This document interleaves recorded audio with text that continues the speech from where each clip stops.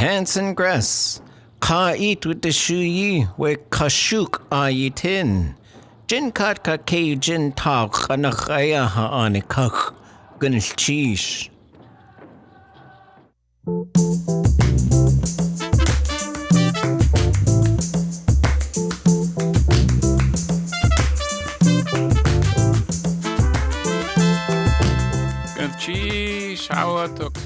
Salamat, thank you, and welcome to Juneau Afternoon from your community-supported station KTOO. I'm your host, Boston Christopher.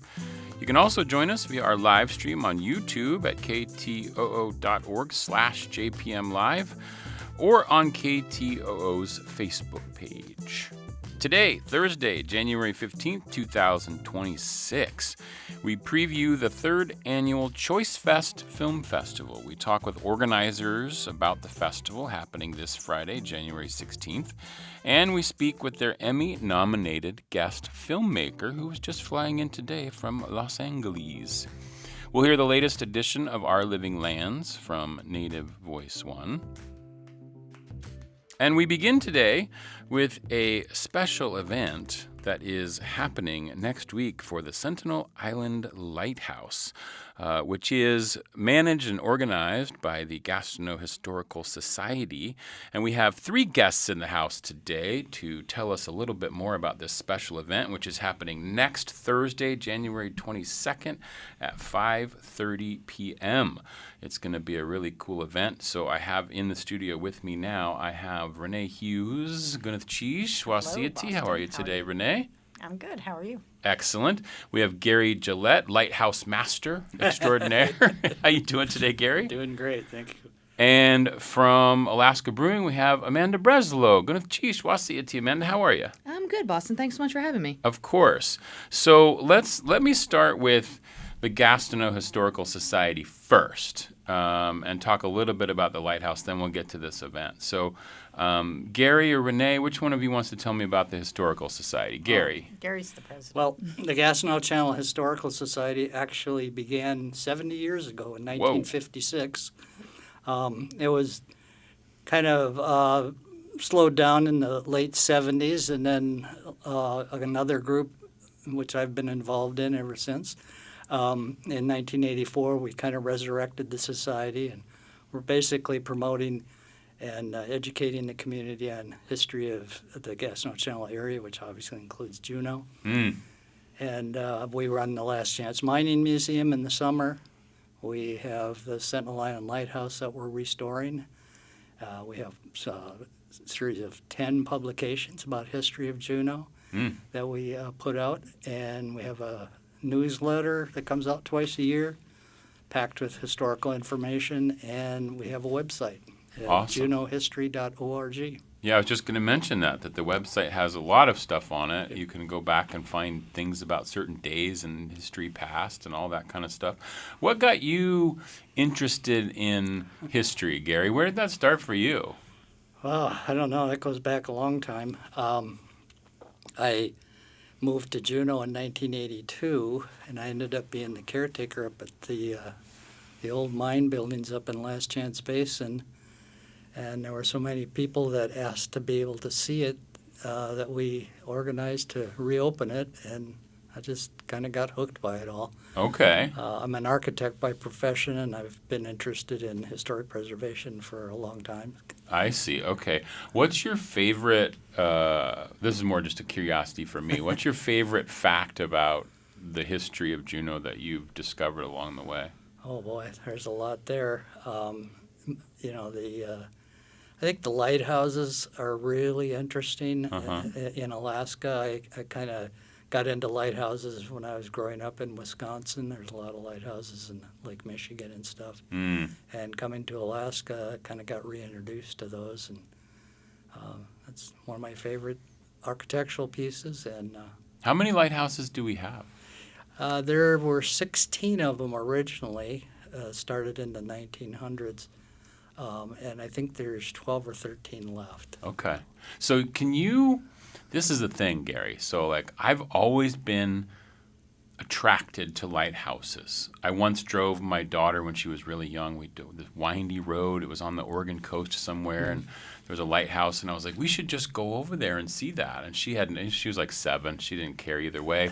But anytime, like I have an image, I have a cloth image in my office here at KTO of a lighthouse, but I have no connection to lighthouses in my past or in my family or anything. And I'm just wondering, in your examination of lighthouses and your knowledge of lighthouses, is there something sort of mystical about lighthouses, or is there some kind of draw about lighthouses that people, is there like a known term for this, my condition that I have, Gary? I don't know the term for it, but I think a lot of people share it. Yeah. There are a lot of stories that go along with them, everything from murder and intrigue to one of my, it's not favorite, but a story about a Scotch cap in Alaska in 1946 got hit by a tsunami, and these are reinforced concrete structures, and that tsunami just obliterated that concrete structure. Wow. And then, there's all kinds of stories that go along with them, which, certainly personalize them. Yeah, there's just something about it. I don't know what the draw is. I don't know if it's I mean, like even the lenses that you see, we have a lens here in the when you exit today, you can see it out there. But like, there's just something about the construction of it, and like the idea that you're there helping. I guess I don't know what it is. I don't know what it is, but if anybody out there knows, let me know, please. Like what my condition is, because it is something that I've never really understood why I like them so much, but I just do. I just really do. And Renee, how did you get involved in the Historical Society? Well, this historic society I got involved with because of Gary, and he was living up at the mining museum when we met, and I moved in. What is your sort of draw to it? Obviously it's something that you found because of your love for Gary, but then where's your your interest now? What is it that piques your curiosity? Well, when I first got interested in historic preservation, I was living in New York City, right across the street from Penn Station, and that really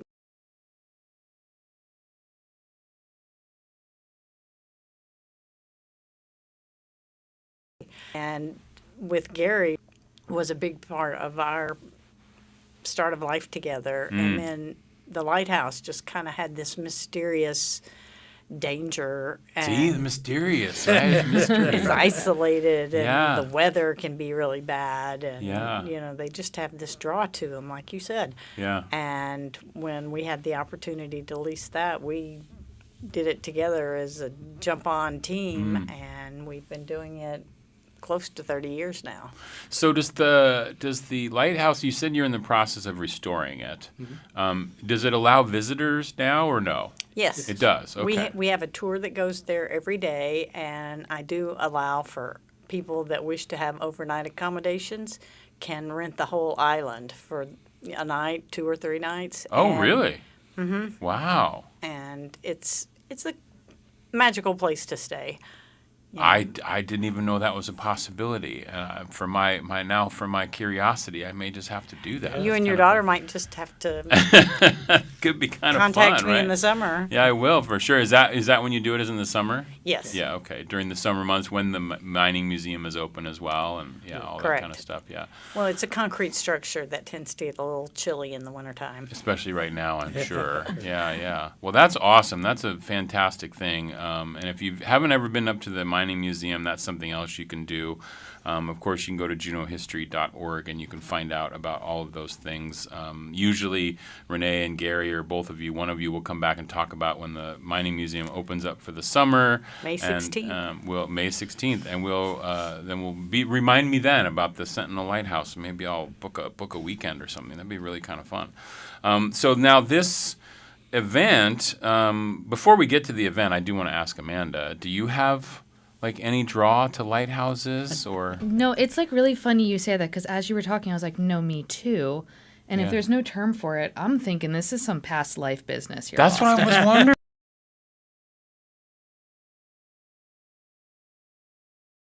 Yeah. somewhere deep in your soul. I mean, it could be roots, right? So, you know, you never know. It could be generational, totally. Something along those lines, or just past life maybe. It's wild because there is some draw, right? And there's not many things in your life that are like that. You know, there's some things you go, oh yeah, there's something about these 2 or 3 things that draw me that I have zero connection with. So you have the same condition as me? I'm not sure I have it as bad as you. Okay. But I do definitely suffer from some form of it. Yeah. But I think, honestly, the more I'm thinking about it now is there something to be said about a bright light in the midst of the darkness? Maybe. That just leads you, you know? Right. So it's like, it's this like inherent form of like safety. Interesting. But for you, I'm telling you, it's past life. Yeah, you do. Okay, you think that. 100%, Okay, yeah. I've never explored that, but maybe I have to work on that. So tell me a little bit about your work, Amanda, that you do at the brewing company. Sure. So in the winter time, I am the event coordinator for the brewery. And for this in particular, I was put in touch with Gary via Marcy. Also, sorry, my stutter is acting up today. That's all good. Yeah, thank you. So I was put in touch with Gary by Marcy, and we've just been having great conversations about how to link the Lighthouse with our pilot series, Sentinel Strong Ale. So together we kind of came up with this plan to do what Gary, I love this title, entitled Hops and History. Hops and this could be a series, I think. It could be a series. Put a pin in that. Yeah. So it's basically we're going to be discussing the history of lighthouses in Southeast. Is it just Southeast or all of Alaska? All of Alaska. All of Alaska in general, but specifically about this lighthouse. And then we're going to bring in our brewer extraordinaire, Dave Martin, who's going to lead us in a tasting of the Sentinel Strong Ale. Okay, now was the Sentinel Strong Ale, is that something that you created specifically about this lighthouse, or is that something that you found a connection through after you created it? So it was found. So I wasn't like in the brewing process itself, but my understanding is they basically we as a brewery love to bring to light things that are specific about Juneau and Southeast. So we created this label to be from the perspective of the lighthouse itself. And you see Lynn Canal, you see the chill cats. Right. And we basically see the Sentinel has always been guiding fishermen and boaters for so long. So we just kind of wanted to like lean into that. I see. Yeah. Okay. Yeah. Can you describe this ale for me? Like, I don't drink the alcohol, but like, what does this taste like? So I don't want to give away too much. Oh, you got to because you got to show up and taste it. You have to come to the event to taste it. Does it taste like mystery? Is what I'm wondering. It tastes like mystery. It tastes like a light in the darkness. I will say that it's an incredibly approachable strong ale. Okay. It's warm. It's sweet, but not like overly sweet, you know. But it just has this fantastic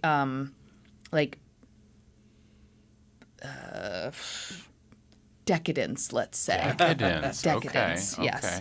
I love that. As long as it's not, you don't want to have like, you want the light and the darkness, not just the darkness, right? 100%. There's something about that. Ooh, look at that tie-in. Okay, Yeah, Boston. That's kind of good. I That's like good. that. So that's going and this event, just to remind everyone, this is going to be on January 22nd, which I believe is next Thursday, right?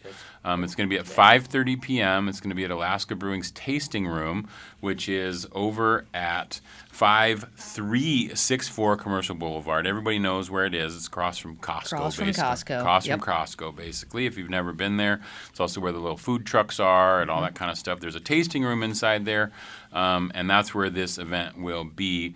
It is a ticketed event, and the tasting room's not huge, so you got to get your tickets in advance. Yes, right? yeah, Make sure you very, get a very ticket. limited tickets, and a portion of the proceeds do go to the Historic Society. Oh, that's great. Yeah, because the Historic Society is a nonprofit. Last Chance Museum and the Sentinel Island Lighthouse are nonprofits. You can get tickets for this. You can reserve your seat at store.alaskanbeer.com. So that's one thing. So, and then for the history part, Gary, what are we going to be learning about next Thursday? Well, I've been warned not to give away too much. Oh, I love this. You gotta The get a secrecy. ticket, Boston. The secrecy. You got to give us a little flavor, just a little flavor. One nugget, perhaps. Okay, well, I'm going to kind of give a broad overview of, why we have lighthouses in Alaska in the first place. Okay. And then, like I mentioned, there were, I think, around 16 of them that, span all the way from down past Ketchikan, south of Ketchikan, Mary Island, all the way up to Cape Hinchinbrook and Scotch Cap on the Aleutian Highlands. So they're strung. Most of them are in southeast, but they're strung throughout the whole coast of Alaska. And, I'll go into specifically about the history of Sentinel, because that's the one we're involved with, and about the preservation work that we've been doing since we first got involved in it in 1998. And some recent work that we did the last couple of years. Wow. And then just mention that we are teamed up with Juneau Lighthouse Tours in 2021, and we started tours out there. Yeah. And it's been very popular, and like you say, there's a lot of people that are drawn to lighthouses, and we've gotten some really good comments back about The tour and everything, and people staying out there. How old is the Sentinel Lighthouse? Well, it was first lit in 1902. Oh, wow. And then in 1930, that was a wooden structure, not to give away too much. And in 1935, they built the new concrete. Let him cook, Renee. Let him cook. Okay, go ahead, Gary.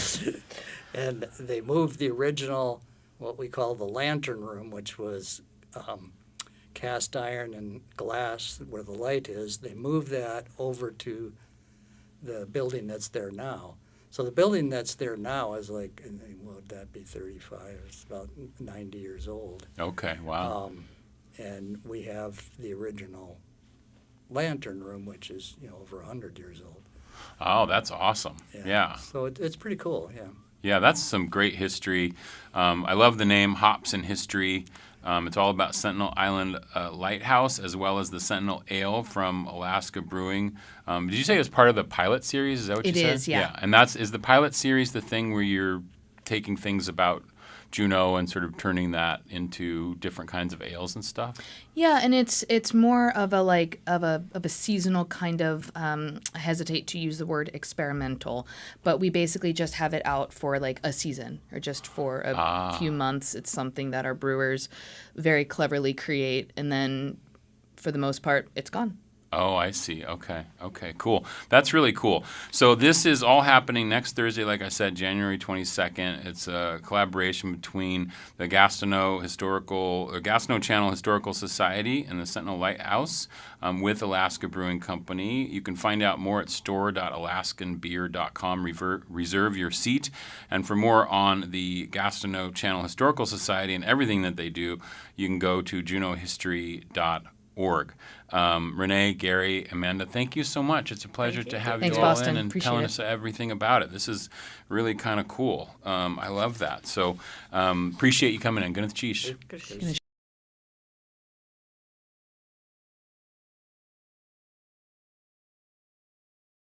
Hold On Lean by two members of the Good and Kennedy Joe. They're going to be performing. The Getting Strangers will be performing this Saturday night at the Alaskan. There's some dancing lessons involved and all that. You can find the Getting Strangers on Instagram. Here's that song from Dan Kirkwood and Kennedy Joe, followed by Our Living Lands from Native Voice One. This is Juneau Afternoon on KTOO.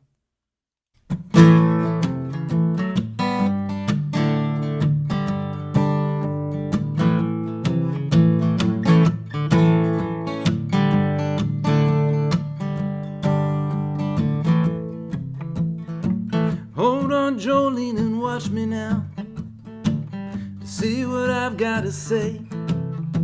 The water's rising and I've got to go before the end of the day. And oh, Jolene, I've got to go. She's waiting to see. She's the one I want to know before the water takes me. Pascagoula, I'm shaking so bad. The water's up to the door. Climb up the walls of the riverbank. They say it's gonna rain more. ducks say we loved you so, but let you drown just the same. Old St. John, he had told it so well, but I couldn't sing the refrain. Oh, Jolene, I've gotta go. She's waiting to see. She's the one I wanna know before the water takes me.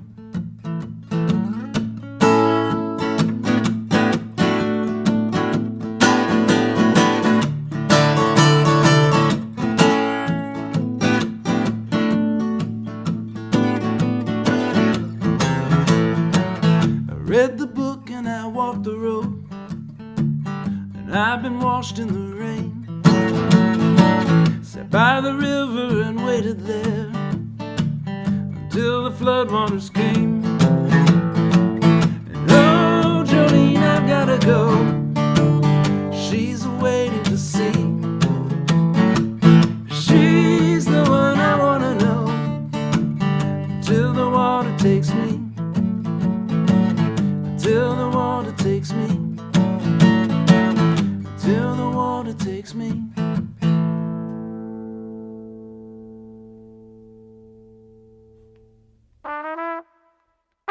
This is Our Living Lands, and I'm Antonia Gonzalez. In southern Oklahoma, the Chickasaw Nation is planting trees to combat climate change. The project's also ensuring that Chickasaw culture gets passed down to the next generation. KOSU's Sarah Lisi has more. You guys like playing in dirt? Yeah. Well, what we need.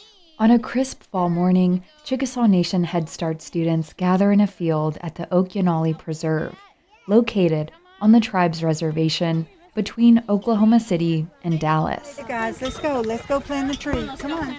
About 20 children are grabbing soil and packing it together to create a healthy foundation for 25 young trees.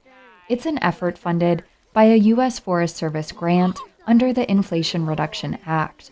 Here at Mavis, just put the dirt in there. 4-year-old Mavis June Wilson and her mom Julie were among the group participating. What did you feel when you were planting a tree? Did you feel happy, excited? I feel happy and excited. Julie says she's Seminole, and Mavis is both Seminole and Chickasaw. Seeing Mavis cultivate a relationship with the land this young, Julie says, is important to her. We used to live off the land, whether it was going and gathering or hunting or whatever, the land always provides. Yeah, that's a big root. But the lands they are standing on now were not open fields before.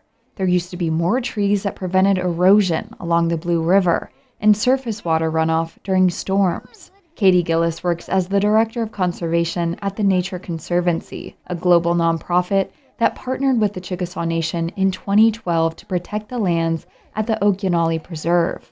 Gillis says this area was hardwood bottomland before colonization. And after these lands left Chickasaw ownership, the ranchers cleared it entirely and turned it into meadow. And so we are actively working to restore it. Restoring the land to its natural state will ultimately help combat climate change. More native trees can help filter pollution and cool the community when it's hot outside. But experts say that works best when the right species and number of trees are planted. A few years ago, we planted over 4,000 trees and put sinuosity back in the creeks that feed the Blue River here to keep water on this land longer and to raise the water table. So the 25 trees that the Chickasaws want to plant here fits in perfectly with our restoration efforts. But this work, if done correctly, isn't just good for the local environment.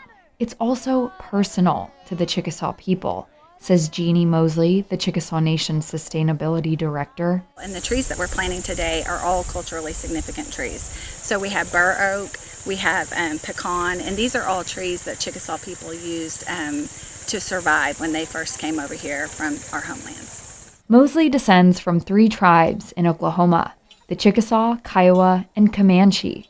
Like Julie Wilson, she remembers the imprint the land left on her people through her father's teachings. He said that whenever you think about land, you have to realize that people died for it. So the people that have survived, it just kind of shows me that I am honored to take care of this land because I'm kind of keeping their memory alive. The memory also lives on now with this new generation of young people like Mavis. She's graduating this year, and this is something that she gets to do, and in another 10, 15 years, she gets to come back and actually look at the tree that she planted when she was almost 5 years old. The tree Mavis helped plant is an oak tree. In front of it is a little nameplate showing both its English and Chickasaw names. The tree symbolizes her, and she's going to go through changes in life, and so is that tree. And I hope that she remembers that no matter what happens in life, changes are always going to happen, whether it's going to be good or whether it's going to be bad. And it's just part of life. The trees and the land here at the preserve are a reminder of Chickasaw history, and that no matter the adversity, these children and the land are finding ways to prevail. For KOSU, I'm Sarah Lisi. Tune in next week for more stories about how climate change affects tribal communities. I'm Antonia Gonzalez for Our Living Lands, a collaboration of Koahnic Broadcast Corporation, Native Public Media, and the Mountain West News Bureau. Native Voice One, the Native American Radio Network.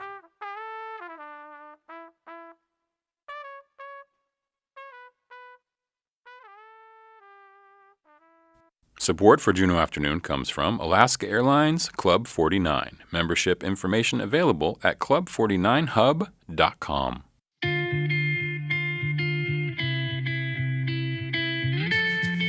This is Juneau Afternoon from your listener-supported public media station, KTOO. I'm your host, Boston Christopher. You can also join us on the live stream on KTOO's YouTube and Facebook pages today. Tomorrow night, Friday, January 16th, at Centennial Hall, the third annual ChoiceFest will take place. It will feature Emmy-nominated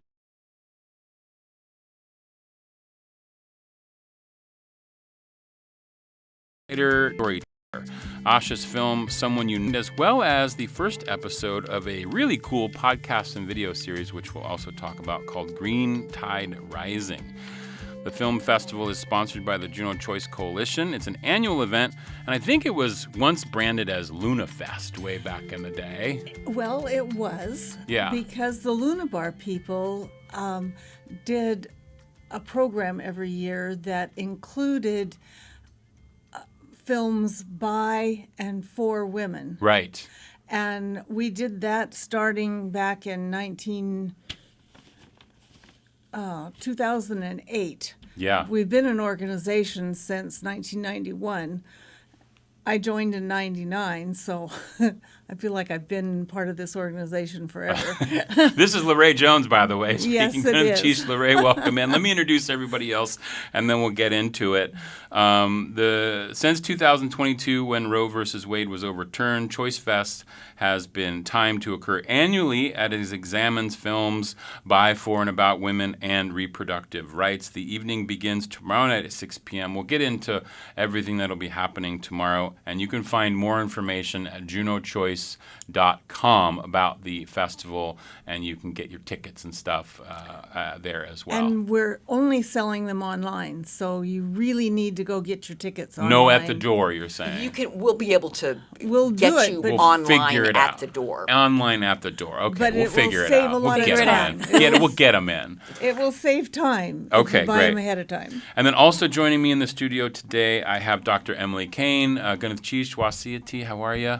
I'm great, doing well. Happy Excellent. to be here. And then we have filmmaker Asha Dahya. Hello. Dahya or Dahya? Dahya. Dahya. Yes. Okay, that's Dahya. If That's you the want to, you also have your own website, I do, ashadahya.com. Yep. The film has its own website, which is cool. One of the films that you have there is Someone You Know, doc.com. Yep. You can look up that. We're going to play the trailer here in just a little bit. But so let's go back to you, Lorraine, just because I do want to talk about this is the third annual. So what happened when LunaFest went away? What did you end up deciding to do as a At group? the very end of the pandemic, the Luna Bar people decided they just weren't going to spend the money to curate the films and do that anymore. Mm-hmm. And we were notified with just a few months to go to what we were going to do for our annual fundraiser. Mm-hmm. And we made some contacts with different organizations and pulled together the year before last, I did last year, and we're exploring with the people that we had contacted, and they said, you should get a hold of Asha. And that's so this is the first year we've ever had a filmmaker come to be there and answer questions about the films and stuff. Oh, that's fantastic. But we've been doing this, like I said, since 2008, and we're really excited for our program this year. Yeah, that's cool. And Emily, you and Lorraine are both board members, right? Yes. Of the Juneau Choice. Yes. Is it Lorraine still called is the Coalition? The Juneau Pro-Choice Coalition. I'm a Okay. relatively more recent board member, but since I retired a few months ago, I'm Happy throwing my retirement. weight into this. Thank you. Yeah, Bus. I know. We have other projects coming up that you'll be back on the show for. You're Exactly. just doing Now all I'm kinds working of for stuff. free. So you both are board members. So tell me about why you wanted to be a board member. The bottom line is that if someone does not have agency over their own body, they are not a free person. It's just sort of the fundamental premise for living in a free society. And I'm concerned about a little bit of regression on that front. And I think that we need to remain activist about body autonomy, whether that's death in dignity, dying with dignity, or planning your family with dignity, or having a tattoo with dignity. You know, it's just a very bodily autonomy is got to remain sacrosanct. Right. Okay, that's cool. So before we start talking to Asha, because I know I'm going to get into it with you in terms of all these things that are just so cool, but I just want to give people a brief sense of what's going to be happening tomorrow. And it's like I said, it starts at 6 o'clock. I believe the doors will open at 5, right? Yep. 5:30. 5:30. Oh, Yeah. okay. But come 5 if you want. Okay. It says 5 here, but it's 5:30. We'll be around. Yeah, no worries. And then at 6 o'clock, there's going to be a little bit of introductions, things like that. And then you're going to show a really interesting film, which Asha didn't direct, which is called Lone Star 3. Do you want to tell me a little bit about that movie, Emily? I'm probably going to defer to Asha, but Okay. it refers to the 3 women who actually were having difficulty getting terminations that they felt would be in their best interest, pregnancy terminations, and their case ultimately went to the Supreme Court and became Roe v. Wade. Asha recently met two of the couple of the filmmakers involved in that. So why don't you tell Boston a little bit about what you know about Lone Star 3? Well, Lone Star 3, as the name suggests, it was based out of Texas, and they were based on 3 women who were college students, and this is before Roe v. Wade, before birth control was even legal. So these were college students who kind of came together, created an organization to help refer students as to where that they could get birth control as well as abortions. And so because of their the degree and what they were studying, they were concerned about the legal aspect of what they were doing because it was prior to Roe v. Wade. So they consulted with a lawyer named Sarah Weddington, who was a recent graduate of their college, on the legal landscape. Sarah Weddington became the lawyer that argued Roe v. Wade in front of the Supreme Court. She was in her mid-20s. But what these 3 college students did in Lone Star 3 was lay the legal groundwork for Roe v. Wade. So for the filmmakers who made this film, it was very important for them to show the history. How did we get Roe v. Wade? Why did we need it? And, given where we are today, looking back is really important so that we don't repeat history, or how do we improve on it? So that's what Lone Star 3 is about, just focusing on these 3 women who did something very radical and ahead of their time. Interesting. You said that Sarah was like in her mid-20s when she was arguing she was in front of the Supreme 26 or Court? 27. Wow. Yeah, very That's young. pretty amazing. Yeah. You were also just making me think about like the time period, like early 70s, like that, to figure out birth control and things like that. But you're also, because, a lot of us, I was born in 69, and what I think of that time is I think of like the summer of love and free love and everybody just doing whatever. And But then there are sort of, there's things that happen from that and real concerns that people have, right, that come out of that. And so that early 70s time period, just there's so much going on in the country at that time. Yes, I mean, just in terms of everything that was happening. It's really, really interesting. So when you met these filmmakers, what do they think about the historical aspect of their film now? I mean, this film came out. When did this film come out? It came out a few years ago. Okay. And it was nominated for an Emmy in 2025. And I think that they made it with the knowledge that since the Dobbs decision in 2022, because there is no Roe v. Wade, they want people to understand what life was like back in the 60s and 70s, what we came from, and why it's important to know the history, and how do we kind of build on that? How do we go forward today given where we're at, and why, like Emily said, why bodily autonomy is foundational and fundamental to everyone's human rights. Absolutely. Were they able to speak with, are they still alive? Yeah, so they spoke to two of the women in the film. One of them has passed away, and they used a lot of archival footage and kind of pieced together a picture and portrait of what life was like in Texas in the 60s for students, for women, at a time when even going to college was something radical, for being a law student as a woman in the 60s was very radical. So that's called Lone Star 3. It's from 2024. It's a documentary about the three women who were seeking an abortion in the 70s and how their case went all the way to the Supreme Court and became known as the sort of Roe v. Wade, right? Roe v. Wade. So that is the one that Asha didn't work on. I didn't. But that's going to open. It's a great film. But it's going to open the program. It's about 35 minutes long. That's at 6:15. And then we get to this really cool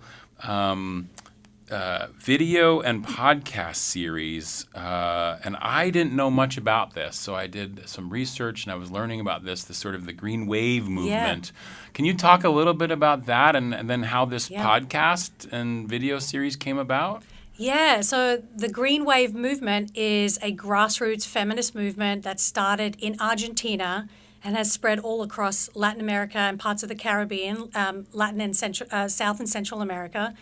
And it is a reproductive rights movement that was started by everyday women.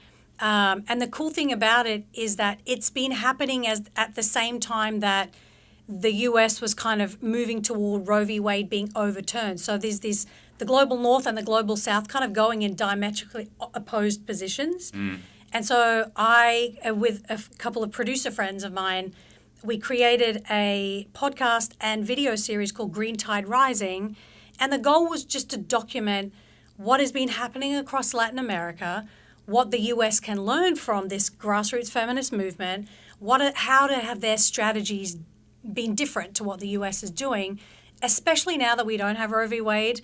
What is the model or blueprint that we can follow? And we want to suggest that Latin America is the place that we should be looking to for answers and the way forward. So tomorrow you'll get to see the first episode of this. Yeah. And it's an 8-part series, is that right? It's an 8-part series. So if you want to do a deep dive, you can go to greentiderising.com or go to any podcast platform. You can find all the audio episodes.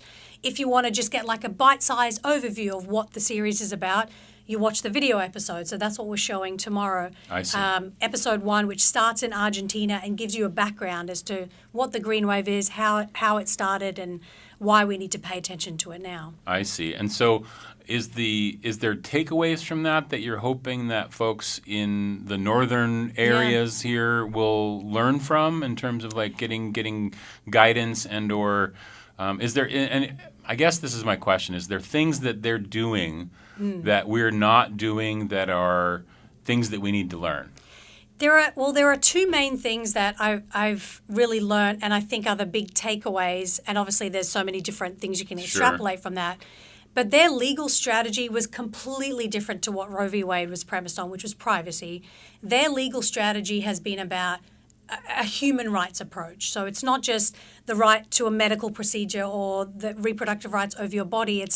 it fits into the larger framework of human rights. If you don't have the right to control your body, how do you have the right to have a family, live in safety, be in community, and access healthcare, all these things, and dignity as well, like Emily was saying.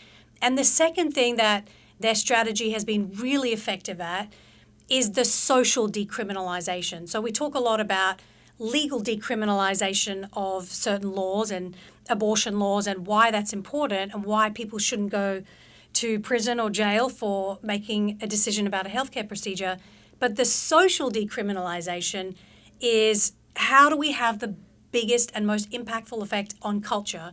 And they've done that through media, they've done that through religious groups, they've done that through law students, through doctors' organizations and grassroots marches and music and art and activism. And so their approach is, yes, we need the courts, yes, we need to change policy, but it starts at a grassroots local level. So how that relates to us is, well, we're in a community here. How can we have conversations with each other? How can we talk about what it means to have bodily autonomy, and how can we start our local, support our local organizations that are trying to champion that? So I see. Yeah. Oh, that's really interesting. That's going to be a lot of fun. You can go to, did you say greentiderising.com, and you can find out more about that or find it in your podcast series, but also go and watch the first episode in community with everyone tomorrow night, right? Yep. So, Emily, Asha brings up an interesting point about in our community. So can you talk a little bit about how something like the Green Wave and the lessons learned from that could be useful here in Juneau? Well, I will say that Lorraine was foundational in bringing Planned Parenthood to Juneau about 20 years ago. And almost 2 years ago, Planned Parenthood had to downsize for various reasons. And at this moment in Juneau, you cannot physically get an abortion. So if a woman needs to get an abortion, if she needs a medical procedure, she can't get that. And I'm answering your question in a little bit of a roundabout way, Boston, because much termination is being accomplished medically with a 2-part medication that is legal, and that's called Plan C. And part of the decriminalization and kind of increasing the access and making and sort of normalizing this family planning decision has led to it being luckily pretty easy to get Plan C through the mail. You can, even in Juneau, it'll come in 2 or 3 days. So that's something that women need to know about and not feel desperate that they have to go out of state. Now, that is up to a certain, works up to 12 weeks, maybe 13 weeks. And after that, you do have to get a medical procedure and go to Seattle or go to Anchorage. Yeah. Anchorage, yeah. Yeah. So I think that in not just being wily about the powers that want to suppress our ability to make decisions about our own bodies, but also just recognizing that we're moving on from sort of more archaic ways of doing terminations. And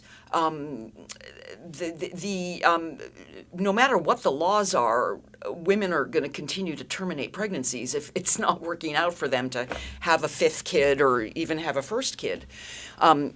Many women who choose abortions already have children. I mean, The majority of women who abort 60% they've got other mouths to feed, and it's a financial decision, it's an emotional decision. I mean, a family only has capacity to properly raise X number of children. Sure.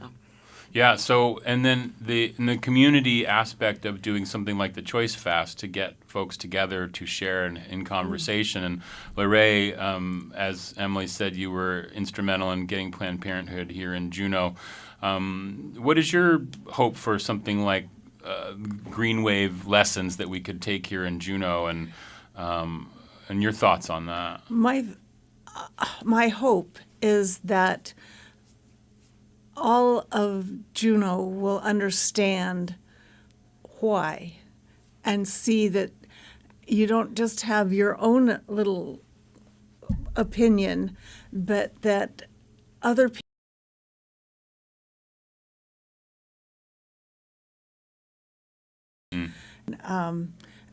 for other people. So yeah, absolutely. Empathy for other folks is good.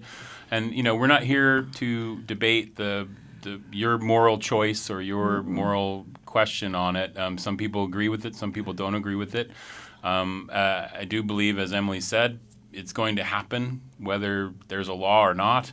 And so I think people being informed and having empathy is a good thing, and I guess that's what your festival is about, which is really interesting. I mean, that's one of the community aspects, like sharing information, informing people where they can access it, what the laws are, and what's available. Is something like I hadn't heard of Plan C before. Is that something that you can learn about at JuneauChoice.com? And you could just Google Plan C. Okay. It's firmly out there. Yeah. Okay, good.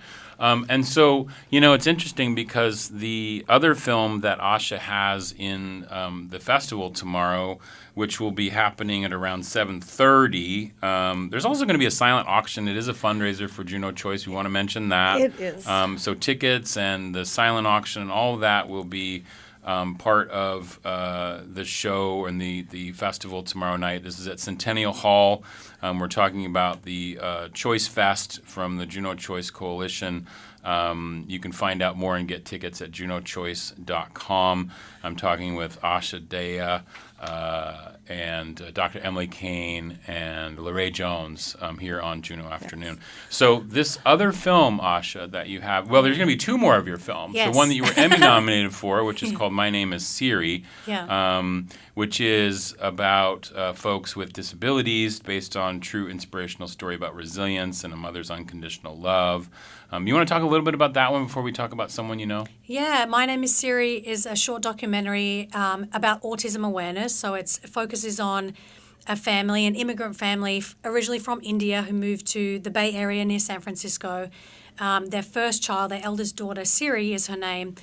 She was born with a form of severe nonverbal autism, and she was diagnosed in the mid to late 90s. And the whole story is about how they navigated a system that was not equipped to support families that had children with autism, the school system, the healthcare system, society, the way that they looked at people with disabilities. And so it's a story about choice in a different way. Like, how do we champion the families and the organizations that are trying to help people thrive? And so it's a story about a mother's love, how the mother, she essentially both the parents, the dad was a doctor and he still is a doctor. The mother had plans to finish her MBA in the US when she migrated, but after having Siri, she put all her own plans aside and dedicated her life to raising Siri, helping her get the therapy that she needed and the tools to communicate. And today, Siri is in her early 30s and she's going to a community college, plans to go to Berkeley, and it really is an inspirational story, but also heartbreaking, knowing that there's so much more we can do to help people get the access they need for all types of healthcare and resources. So you'll get to see that along with two of these other pieces of Asha's. So I do want to play the trailer for the movie Someone You Know, which is about three women's lives that were complicated, or I guess, the quickly changing landscape around access to abortion when Roe v. Wade fell, right? So let's take a listen to this trailer. And if you're on the stream, you'll be able to see a little bit of the imagery, and we'll talk a little bit about how this movie was made and all that kind of stuff. So let me play this. This is Juneau Afternoon from KTO. This is the trailer for Someone You Know.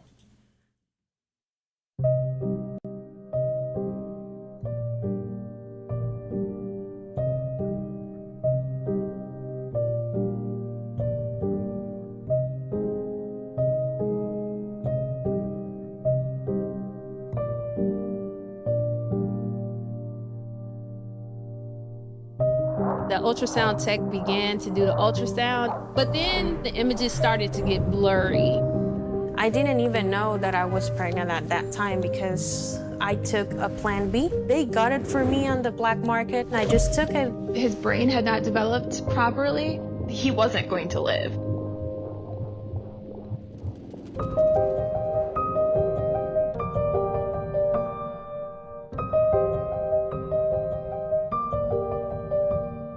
My doctor said to me that I will refer you to Planned Parenthood.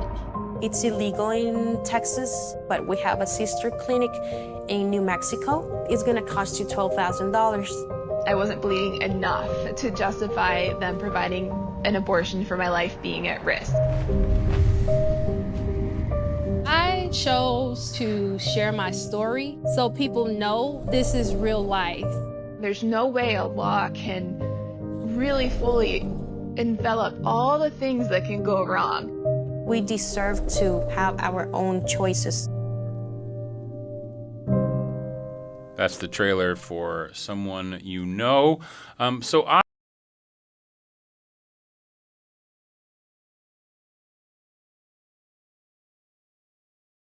did you working on this particular film? Well, the film, so it features 3 women sharing their personal, very complex stories, navigating a very hostile landscape to get an abortion later in their pregnancy. And later abortion is something that is not often talked about very much. It's very stigmatized. I actually started working on this film in 2020 during COVID, funnily enough, and I had a newborn baby and a toddler at the time, so there was a lot going on. And originally the film was made we were going to release it in the lead up to the 2020 election. Things changed, the world was changing, budgets, all of that kind of changed, and then I ended up being the sole filmmaker working on it. The original people had to move off the project, so then it became my project. And what I decided to do was just kind of take my time and figure out what is the message that I want to share, what is the most important message that these women are sharing.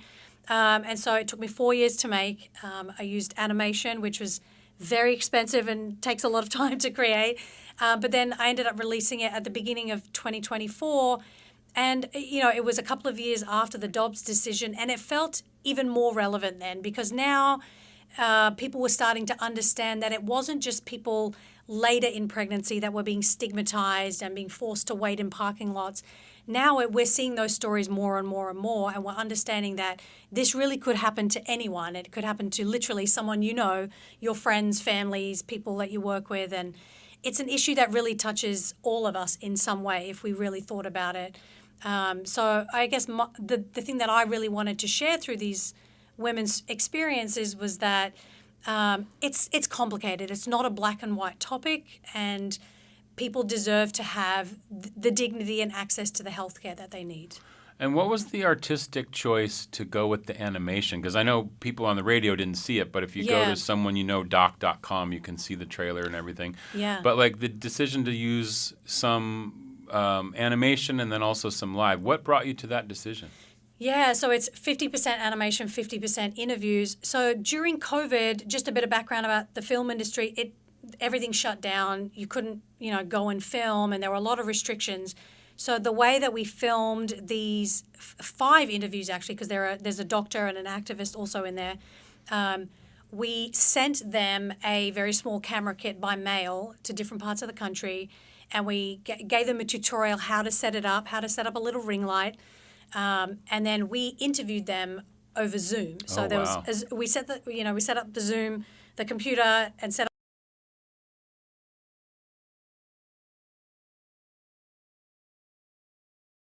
And then they sent the footage and the camera, but then edited to put it all together.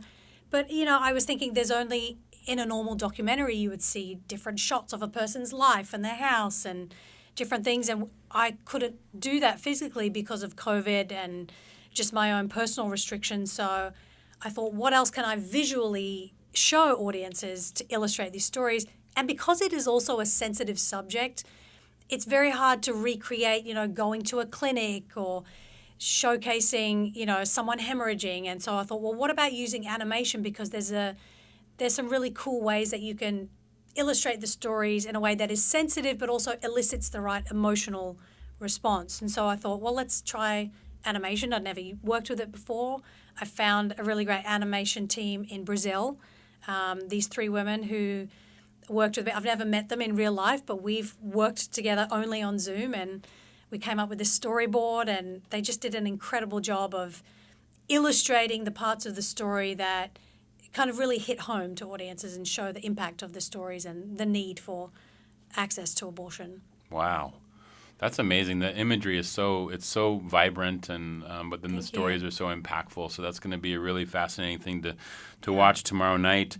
Last question. We're going to run out of time here soon. But what brought you to documentary filmmaking? Where did that start for you? Oh, well, you don't have much time. So I was going to say, how much time do you have? I think I've always been a storyteller. I've worked in media for 20 years now, which makes me sound very old. I've always been drawn to how do we humanize each other? How do we form greater connections amongst, especially people that we don't know or we see on the news media portrayed in a certain way? And I feel like documentary film does that. I am fascinated and curious by people's lives, and I think documentary film allows us to see a window into someone's life that we may not know or live personally, but by seeing them firsthand and hearing their story, it allows us to interrogate our own biases and think deeper about a topic and maybe have more empathy. So for me, documentary film is just a way of connecting with people and generating empathy. It reminds me of that phrase, everyone has a story. Yes. Right? Everyone thinks, they always say, I'm not that interesting, or I don't have anything to say, but you do. You ask the right questions and that story comes out. And that story is there, and that's wonderful. It is the 3rd Annual ChoiceFest from the Juneau Pro-Choice Coalition. You can go to juneauchoice.com to find out information about tomorrow. It's Friday, January 16th at Centennial Hall. The doors open at 5:30. The films start at 6. I think there's 4 of them. Plus, Asha will be giving a talk a little bit about your process and the films themselves, I would assume. Yeah. Okay. And that is all a fundraiser for the Juneau Choice Coalition. There's also a silent auction Lorraine wants me to mention. And yes, Lorraine, please. We have a wonderful silent auction with all kinds of cool things and a dessert auction. Oh, a dessert auction as well. As well as popcorn and sodas and stuff for watching the movies. Awesome. That's so excellent. So it's going to be wonderful. Yeah, that's so cool. When you can go, and like I said, you can get tickets at juneauchoice.com. For Asha stuff, you can go to her website, ashadahya.com. That's Asha, ASHADAHYA. And also someoneyouKnowDoc.com, and then GreenTideRising.com if you want to find out more about that green wave and the lessons from Latin America's powerful green wave movement. Yes, yeah. And do get your tickets ahead of time. Get them ahead of time. Get them online, right? That's the thing to do. Well, welcome to Juneau. Thank you. It's lovely to be here. I can't stop looking at the mountains. My camera roll is just full of mountain pictures. I love that. Thank you for joining us today. Gonna cheese for you all being here. Emily, Asha, Lorraine, thank you so much. Oh, thank you. This is Juneau Afternoon on KTOO. Support for Juneau Afternoon comes from Heritage Coffee Roasting Company, providing Juneau with locally roasted coffee for over 40 years, with cafes and drive-through locations throughout Juneau. More at heritagecoffee.com.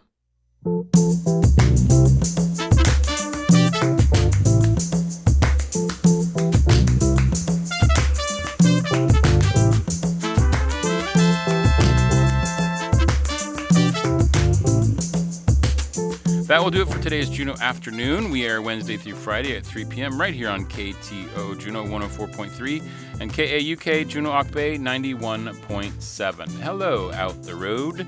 You can find the show online at ktoo.org/Juneau Afternoon or live stream archives on KTOO's YouTube page. I'm Boston Christopher, producer and host of the program, with help today from Aaron Tripp. Gwyneth Cheese. Have a good Juneau evening.